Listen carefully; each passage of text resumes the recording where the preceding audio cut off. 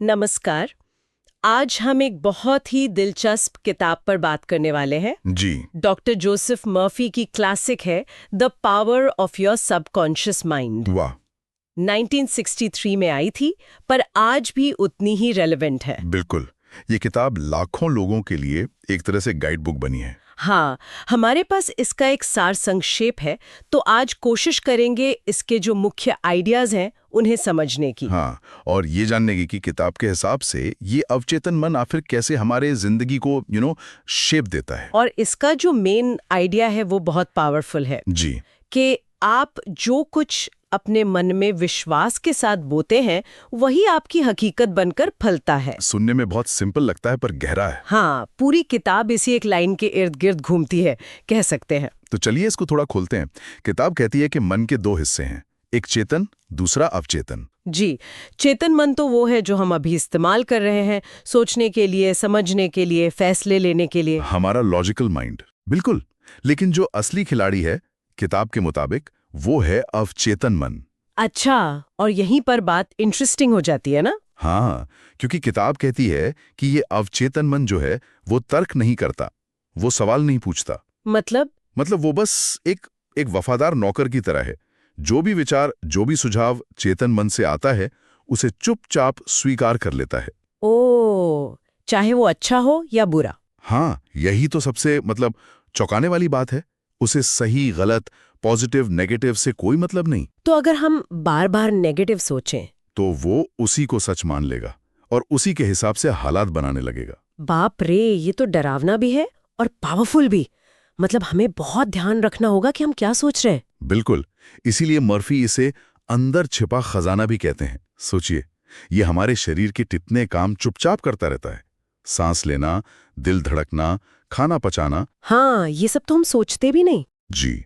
तो किताब का तर्क है कि अगर हम जानबूझकर इसे अच्छे पॉजिटिव विचार दें तो ये हमारी जिंदगी में कमाल के बदलाव ला सकता है।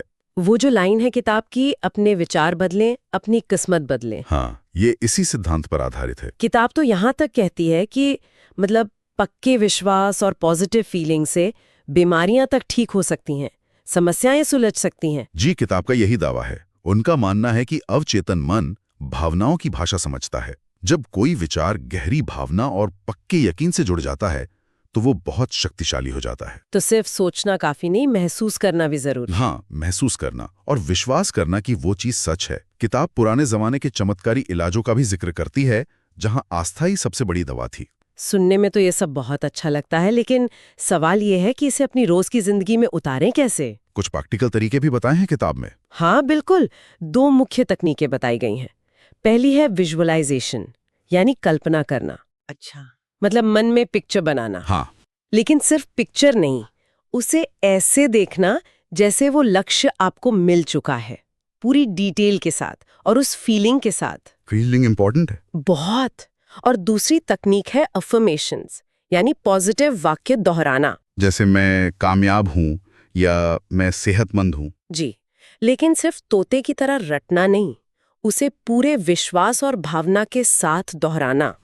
तो ये तकनीकें एक तरह से हमारे अवचेतन मन को ट्रेन करती हैं। हाँ, उसे रीप्रोग्राम करती हैं, कह सकते हैं, पुराने नेगेटिव पैटर्न को तोड़कर नए पॉजिटिव पैटर्न बनाने के लिए। किताब में ये भी लिखा है कि सोने से ठीक पहले का समय बहुत खास होता है इसके लिए। जी बिल्कुल, क्योंकि उस समय हमारा चेतन मन शांत होने लगता है और अवचेतन मन सुझावों को आसानी से ग्रहण कर लेता है। जैसे वो उदाहरण था, सोने से पहले सोचना कि मैं स्वस्थ, सुरक्षित और खुश हूँ और इसके लिए शुक्रगुजार हूँ। हाँ, इसमें आप भविष्य की इच्छा को वर्तमान की सच्चाई मान रहे हैं, वो भी आभार के साथ।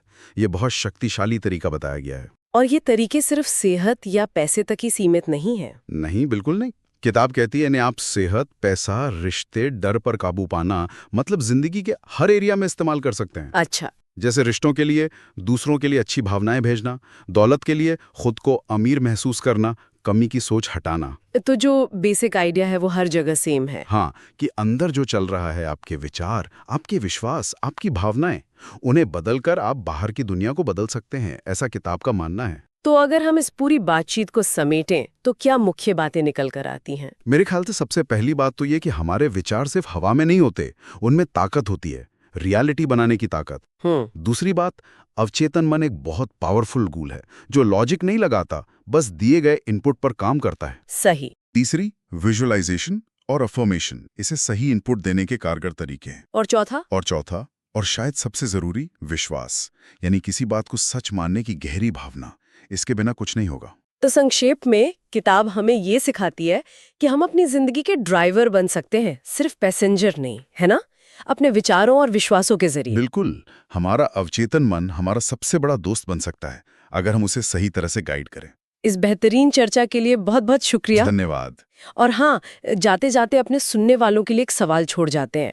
अगर ये सच है, जैसा डॉक्टर मर्फी कहते हैं, कि अवचेतन मन बिना सवाल किए कोई भी सुझाव मान लेता है, तो जरा सोचिए हम रोज अनजाने में उसे क्या-क्या संदेश दे रहे हैं, मीडिया से, लोगों की बातों से, या बस अपने मन में आने वाले नेगेटिव ख्यालात से।